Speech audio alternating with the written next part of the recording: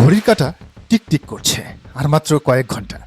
২৬ December শুক্রবার রাজধানীর আগারগাঁওয়ের বাংলাদেশ চীন মৈত্রী সম্মেলন কেন্দ্রে বসছে ছাত্র রাজনীতির অন্যতম প্রভাবশালী সংগঠন বাংলাদেশ ইসলামী ছাত্র শিবিরের কেন্দ্রীয় সম্মেলন ২০২৫।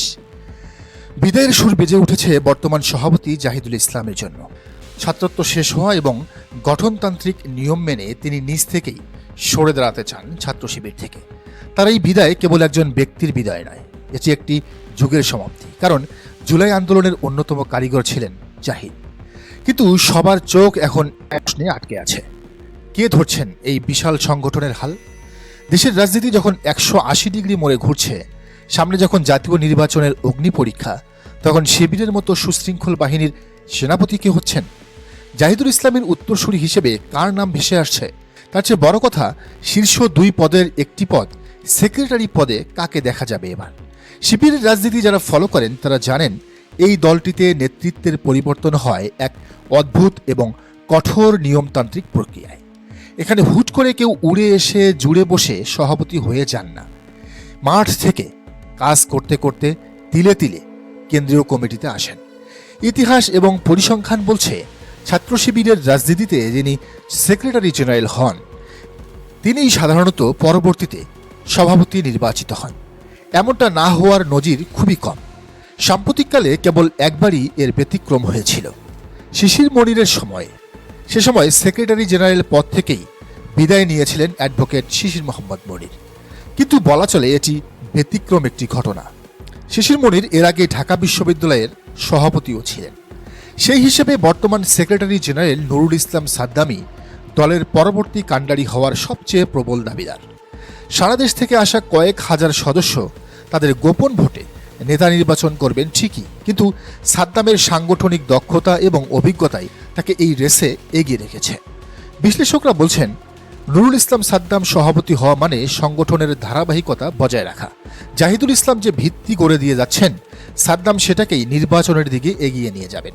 তিনি একজন অভিজ্ঞ সংগঠক এবং বর্তমান রাজনৈতিক প্রেক্ষাপটে কুল হেডেড বা ধীরস্থির নেতৃত্বের প্রতীক। যদি বড় কোনো অঘটন না ঘটে, তবে কাল বিকেলেই হয়তো নুরুল ইসলাম সাদ্দামকে নতুন সভাপতি হিসেবে শপথ নিতে দেখা যাবে। সভাপতি পদ যদি অনেকটাই নিশ্চিত হয়ে থাকে, তবে আসল নাটকীয়তা বা সাসপেন্স অপেক্ষা করছে সেক্রেটারি জেনারেল পদটি নিয়ে। কারণ নির্বাচিত সভাপতি তার প্রধান সেনাপতি বা সেক্রেটারি মনোনীত করবেন। আর এই পদের দৌড়ে আছেন ৩ জন হেভিওয়েট নেতা, সিবগাতুল্লাহ সিবগা, আজিজুর রহমান আজাদ এবং সাদিক কায়েম। এখানেই আমাদের আগের বিশ্লেষণের সেই ডিইউ ফ্যাক্টর বা ঢাকা বিশ্ববিদ্যালয় ফ্যাক্টরটি গুরুত্বপূর্ণ হয়ে উঠছে। সিবগাতুল্লাহ সিবগা, যিনি দেখতে হিরোর মতো এবং জুলাই বিপ্লবের সম্মুখ যোদ্ধা, তিনি এই পদের অন্যতম শক্তিশালী ক্যান্ডিডেট।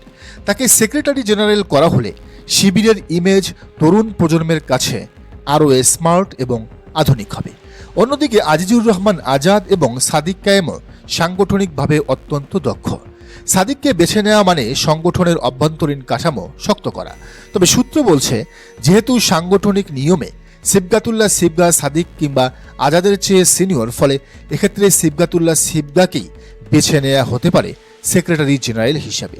সাদিক কায়েমকে পরবর্তীতে মেয়র ইলেকশনের জন্য প্রস্তুত করা হতে পারে, কিংবা সংসদের কোনো একটি আসনে মনোনয়ন দেয়া হতে পারে তাকে।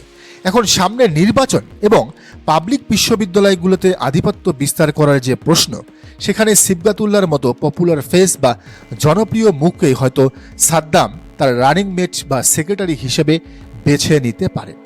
২০২৫ সালের এই সম্মেলন কেবল নেতা নির্বাচনের জন্য নয়, এটি ২০২৬ সালের জাতীয় নির্বাচনের রোডম্যাপ তৈরির একটি মহাসম্মেলন। সংগঠনের নেতারা বলছেন, এবারের কমিটির প্রধান লক্ষ্য হবে দুটি। এক, জেনজি কানেকশন। বৈষম্য বিরোধী ছাত্র আন্দোলনের পর ছাত্র রাজনীতির ধারা বদলে গেছে। সনাতন স্লোগান দিয়ে এখন আর তরুণদের টানা যাবে না। তাই মেধাবী ও কৌশলী নেতৃত্ব দরকার, যা ছাত্রদলের সাথে টক্কর দিতে পারবে। ২, জাতীয় নির্বাচনে কঠোর ভূমিকা। জামায়াতে ইসলামকে ক্ষমতায় আনার জন্য যে তৃণমূলের ভোট ব্যাংক দরকার, তা নিশ্চিত করার দায়িত্ব থাকবে এই নতুন কমিটির কাঁধে। বিশেষ করে তরুণদের দাড়িপাল্লার দিকে টানার জন্য যে ধরনের নেতৃত্ব দরকার, সেদিকেই ফোকাস থাকবে এই কমিটির সম্মেলনে। জাহিদুল ইসলাম যে দল রেখে যাচ্ছেন তা এখন আগের চেয়ে অনেক বেশি মুক্ত পরিবেশে কাজ করতে পারছে, কিন্তু এই স্বাধীনতাকে ভোটের বাক্সে কনভার্ট করাই হবে নতুন সভাপতি এবং সেক্রেটারি জেনারেলের আসল পরীক্ষা। কাল শুক্রবার বাংলাদেশ চীনমৈত্রী সম্মেলন কেন্দ্রে যখন হাজার হাজার সদস্যের ভোট গণনা শেষ হবে, তখন মাইকে কার নাম ঘোষিত হবে? নুরুল ইসলাম সাদ্দাম কি সভাপতি হয়ে সিবগাতুল্লাহ সিবগাকেই তার সেক্রেটারি বা রানিং মেট ঘোষণা করবেন, নাকি আজিজুর রহমান আজাদ বা সাদিক কায়েমের মতো পোর খাওয়া নেতাদের বেছে নেবেন? এই কম্বিনেশন বা জুটি ঠিক করে দেবে আগামী দিনের রাজপথে শিবিরের গতি প্রকৃতি কেমন হবে। সিবগাতুল্লাহ সিবগা যদি সেক্রেটারি হন, তবে ছাত্র রাজনীতিতে যুক্ত হবে এক নতুন গ্ল্যামার। বর্তমান দপ্তর সম্পাদক সিবগাতুল্লাহ সিবগা জুলাই আন্দোলনের অন্যতম নায়ক, ঢাকা বিশ্ববিদ্যালয় শিবিরের সাবেক সভাপতিও তিনি। দেখতে সিনেমার হিরোর মতো, কিন্তু রাজনীতিতে তার চাল অত্যন্ত তীক্ষ্ণ।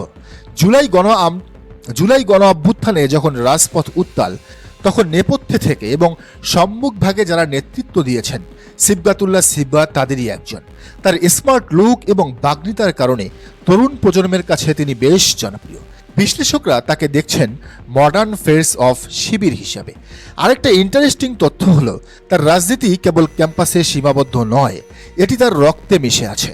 তার বাবা ঠাকুরগাঁওয়ে জামায়াতে ইসলামীর দাঁড়িপাল্লা প্রতীকের এমপি প্রার্থী, সংসদ সদস্য প্রার্থী ঠাকুরগাঁও 2 আসনে, অর্থাৎ বাবা লড়বেন জাতীয় সংসদে আর ছেলে লড়বেন রাজপথে সংগঠন সামলাতে।